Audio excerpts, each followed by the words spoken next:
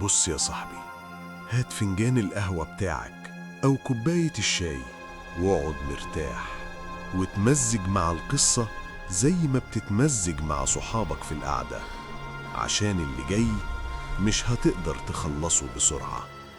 أنغام كانت بنت عادية من محافظة البحيرة، بس اللي شافته خلاها ما تثقش في حد. في محافظة البحيرة في مدينة إتكو جنب بحيرة إتكو اللي ليها حكايات كتير. الصيادين هناك بيحكوا عن ناس بتغرق في البحيرة وما تتلاقيش جثثهم، وبعضهم بيقول إن أرواح الغرقى لسه عايشة تحت المية. أنغام بنت 24 سنة عايشة مع أمها في بيت صغير قدام البحيرة. كانت بتحب تمشي على الشط بالليل تسمع صوت المية وتحس إن المكان ده ليه روح. في ليلة أنغام كانت قاعدة على الشط لوحدها، الجو كان هادي، المية ساكنة.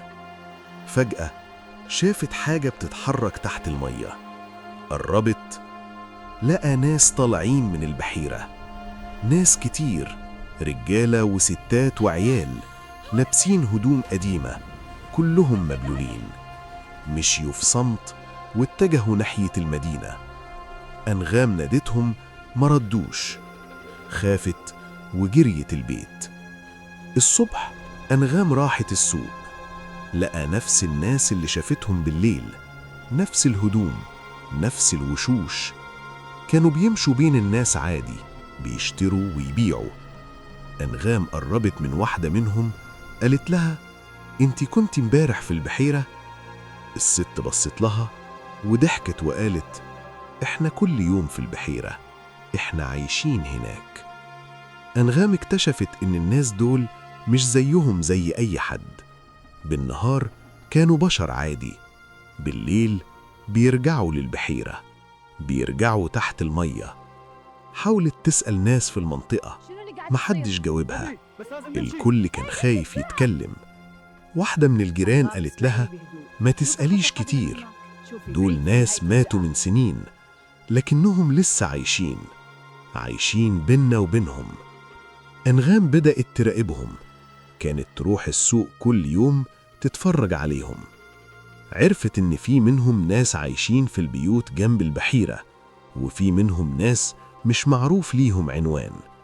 كلهم فيهم حاجة غريبة، عيونهم ساعات بتلمع في الضلمة، وضحكتهم في نص الليل بتسمع من جوه البيوت. في ليلة أنغام شافت أمها ماشية مع واحدة من دول. أمها كانت بتضحك معاها، بتتكلم، وكانت عادية. أنغام استنت أمها، قالت لها: انتي عارفاها منين؟ أمها قالت: دي جارتنا يا بنتي، عايشة جنبنا من زمان. أنغام عرفت إن أمها مش شايفة الحقيقة، إن أمها بتتعامل مع ناس مش عايشين، كأنهم عادي. من ساعتها أنغام بطلت تثق في أي حد. كانت تبص في وش أي حد تقابله، تحاول تعرف هو حقيقي ولا لأ. بقت خايفة من أهلها، من جيرانها، من صحابها، ما عادتش تثق في حد. صارت تقعد في البيت ما تخرجش، وفي الليل كانت تقعد قدام الشباك تتفرج على الناس الماشية في الشارع، تحاول تفرق بين الحقيقي والمش حقيقي. في ليلة واحدة من دول قربت من بيتها، دقت الباب. أنغام فتحت، لقت الست اللي شافتها أول مرة في البحيرة.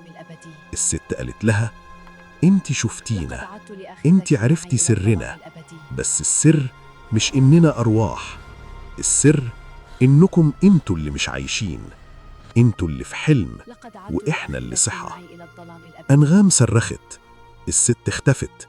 أمها جريت عليها، قالت لها: انتي مالك؟